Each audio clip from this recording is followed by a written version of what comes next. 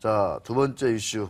요새 정부가 지금 전세 뭐랄까 대란이라고 하죠. 네네. 요거를 이제 잡기 위해서 아주 다양한 대책들을 내놓고 있습니다. 먼저 정부가 부동산 시장 불황을 잡기 위해서 여러 가지 대책도 내놓고 있고 전 월세 대책도 그 중에 하나입니다. 자세한 내용을 일단 관련 리포트 먼저 한번 보시겠습니다. 이재경 기자의 보도입니다. 정부는 소규모 월세 임대 소득에 대해선 과세를 유예하기로 했습니다.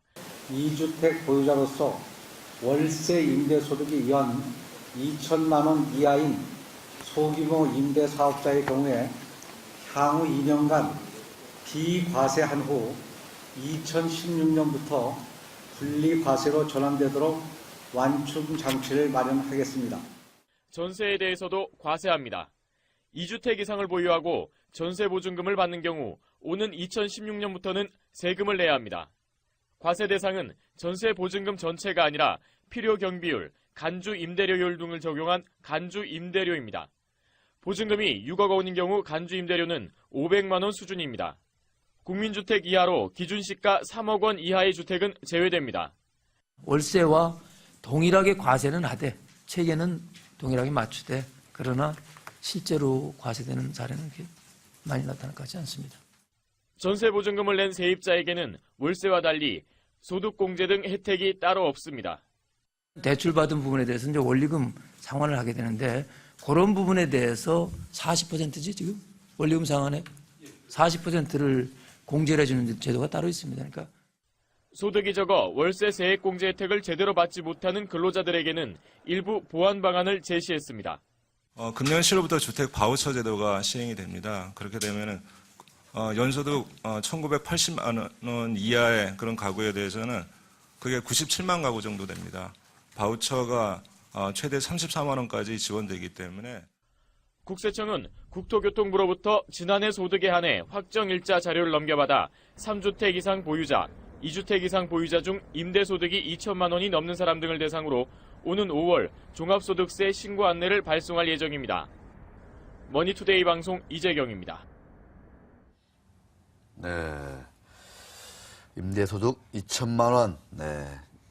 뭐 워낙 이제 보도가 많이 됐어요. 네네. 네, 이제 월세에 이제 세금을 이제 좀 매기는 쪽으로 가겠다. 뭐 이런 얘기도 있고. 뭐 일각에서는 뭐 이러면은 그 월세를 내놓는 이제 주택 소유자들이 뭐 전세로 돌리는 거 아니냐. 뭐 이런 얘기도 나오고 있고. 다양한 지금 뭐 이 후속 그 기사들이 쏟아지고 있는데 우리 시청자분들께 좀 도움이 되고자 특별한 분 좀 전화 연결해서 뭐 부동산 이에 따라서 좀 부동산 업계에 좀 뭐 적지 않은 영향이 있을 것 같아요. 한번 좀 알아보도록 하겠습니다. 렌트라이프의 그 김혜연 대표님 특별히 전화 연결했습니다. 김 대표님 안녕하십니까? 네, 안녕하세요. 네. 그 조금 전 이제 리포트도 이제 나갔었는데요. 대표님 그 월세 후속 대책 핵심 포인트를 좀 간략하게 한번 좀 짚어주시죠. 네, 가장 큰 포인트라고 하면 그 소규모 임대 사업자에 대한 세금 부담을 낮추겠다라고 네. 하는 게 가장 큰 포인트가 되겠고요. 그 다음에 과세 형평성을 위해서 2주택자의 전세에 대해서도 소득세를 부과하겠다라고 하는 게 두 번째 내용입니다. 그래서 2주택자 같은 경우에는 임대소득이 연간 2천만 원 이하인 그 소규모 주택임대 사업자에 대해서는 세금 부담을 경감해서 크게 세금 부담 걱정을 안 하셔도 되게 그렇게 발표가 됐는데요. 앞으로 2년간의 임대소득세에 대해서는 임대소득세를 내지 않아도 되고요. 네. 또 2016년부터는 과세가 되지만 세금을 최소화할 방침입니다.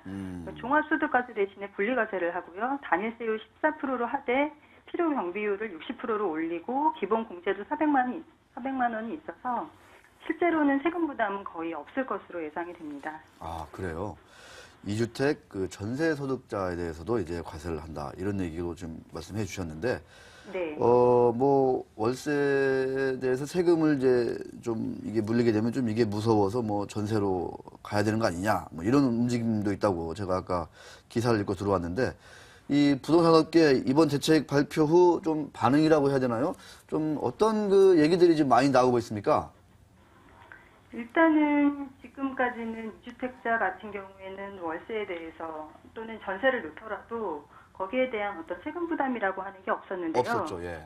예, 이번에 나온 대책으로는 물론 세금 부담을 완화해주기는 하지만 전반적으로는 그 과세 대상이 되는 것인 거죠. 아하. 특히 전세 같은 경우에는 내가 집을 살고 있으면서 지금까지 처분을 못해서 또 불가피하게 일가구 2주택이 된 경우도 있는데 전세까지 과세를 하게 되기 때문에 아무래도 이런 분들이 집을 처분을 하시거나 또는 소형주택을 구입해서 그 월세를 받거나 아니면 전세를 놓으려고 했던 그런 네. 분들도 주택 구입을 오히려 포기하는 사례들이 생기면서 어허. 좀 올해 다소 살아날 것으로 보였던 그 매매 시장에도 악영향을 끼치지 않을까 예상이 되고 있습니다. 네. 그러니까 전세 월세 소득자들은 일단 그동안은 세금을 잘 안 냈죠, 사실은. 네네네. 안 냈었는데 이제 이번에 부담은 뭐 줄어들었다고 하지만 일단 대상자가 되는 것 자체가 좀 부담이 될 수 있다. 네네. 이런 얘기인데 우리 한 기자도 뭐 좀 뭐 집 얘기는 남 얘기가 아니기 때문에 궁금한 게 있으면 좀 여쭤봐 주시죠. 지금 이제 마지막에 이제 어느 정도는 좀 분위기에 대해서 말씀해 주신 것 같은데 네. 지금 어쨌든 정부가 지금 전월세 시장 대책을 내놓은 거에 대해서 포인트 짚어주셨는데 전반적으로 이게 그럼 시장 좀 훈풍 효과랄까요? 그런 거로 좀 아까도 이어질 이렇게 수 뭐 안 좋은 있을지. 말씀도 예, 이렇게 예. 부정적인 영향을 말씀해 주셨는데 조금만 보완해 주시면은 네. 참고가 될 것 같습니다.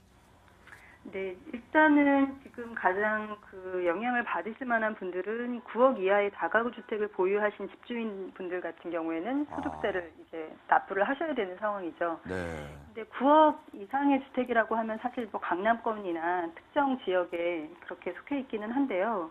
이분들 같은 경우에 월세를 좀 올려받을 수 있는 그런 여건이 되면 오히려 그런 소득세 부분을 임차인한테 올려받을 가능성이 있어 보이고요.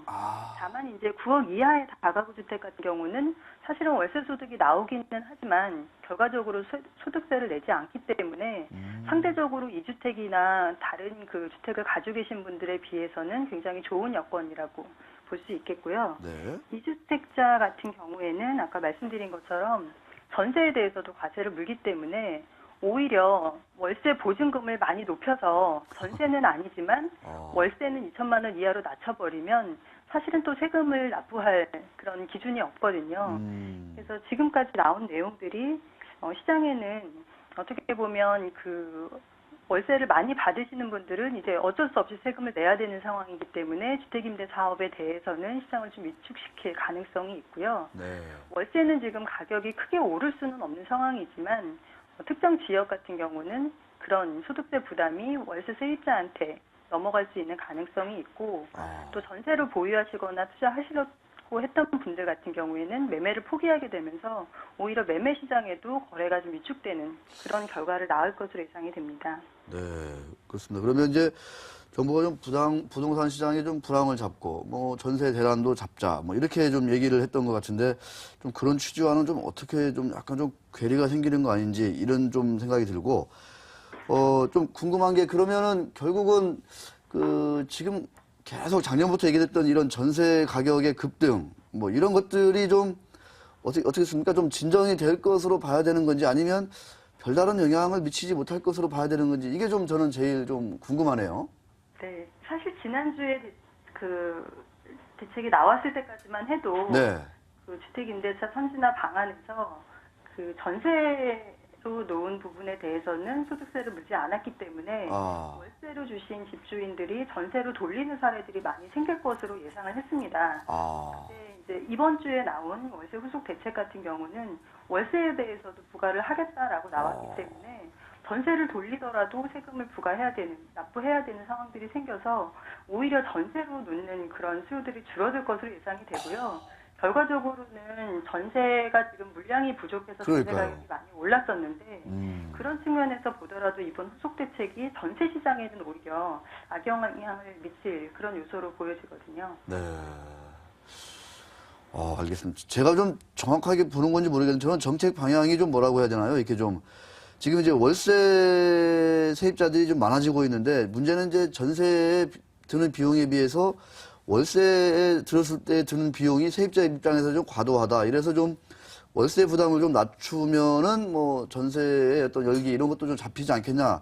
이렇게 봤는데 그런 거하고는 좀 이번 대책은 좀 거리가 있다. 이렇게도 볼 수 있는 건가요? 어떻습니까, 대표님? 지난주에 처음에 나왔을 때 내용으로 보면 주택임대차 선진화 방안에서 월세 세입자에 대한 그 소득공제 부분을 많이 늘려주면서 실제로 월세 세입자에 대해서는 한 달치에 대한 소득 부분을 그렇죠. 돌려받게 환급받게 되어서 네. 사실 세입자들한테는 좋은 그런 제도였다고 보여지는데요. 문제는 이제 세입자들한테 혜택을 주다 보니 결과적으로는 임대인들한테는 불리함이 발생을 하게 되는 거고 임대인들이 이제 따라서 어떻게 선택을 하냐에 따라서 결과적으로는 세입자들한테도 또 자칫 불이익이 갈 수도 있는 그런 상황이 생겨서 이런 그 전월세 대책 같은 경우에는 특히 투자자인 임대인과 그다음에 실제로 이 주택을 소비하는 전월세 세입자에 대한 대책이 같이 고려돼서 제도가 발표되는 게 바람직하지 않을까 그렇게 예상이 됩니다. 네. 이제 조금 제가 무슨 말씀인지 알겠습니다. 자, 김 대표님, 말씀 고맙습니다. 네, 고맙습니다. 네. 예. 김혜연 렌트라이프 대표이셨습니다. 그런 거군요. 그러니까 이게 사실은 이제 집을 가지고 있는 사람하고 이제 세입자, 네. 월세든 전세든 이게 이해관계가 다른 건데 여기만 이렇게 하고 여기는 내버려 두고 이렇게 되면 또 이제 쏠린다는 거잖아요. 그죠? 그렇죠. 지금 말씀을 뭐 세입자 챙기는데 임대자 그러니까. 쪽은 또 고려를 못했다. 못했다. 이런 평이네요. 이런 얘기인데 그러다 보니까 이제 그 세금 부담을 그러니까 다가구 주택 보유자가 이제 부담하게 될 세금을 세입자한테 이제 전가시킬 수도 있다. 뭐 이런 얘기도 나오는 것 같고. 네, 이 참 전월세 대책이라든가 이런 부동산 대책은 정말 좀 종합적으로 좀 치밀하게 나와야 되면 참 좋을 것 같은데. 네, 그리고 그 대책을 좀 이해하는 능력이 저 개인적으로는 좀 필요해 보이는데 네. 부동산 쪽은 좀 어려운 것 같아요. 어렵기도 그래서, 합니다. 제대로 어렵기도 공부도 좀 해야 한데 되고.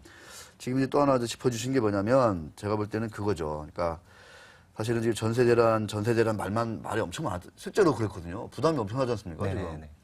지금 뭐 은행 대출 늘어나는 것 중에 대부분이 지금 전세 수요거든요. 이게 전세 수요. 뭐 최근에는 뭐 이제 워낙 전세가 비싸니까 뭐 매입을 하는 그런 이제 셀러리맨도 늘고 있다 이런 얘기도 있었는데 어쨌거나 지금 전세가 공급 부족 때문에 이렇게 올라가고 있는데 전세 공급을 늘려줘야 되는 거 맞거든요. 네네. 근데 어제 발표된 내용으로 보니까 오히려 전세 공급이 제한되는 또 이런 측면도 또 있다. 이런 얘기까지 지금 나오고 있습니다. 너무 좀 한쪽만 보고 정책이 나오지 않았나 이런 생각이 듭니다.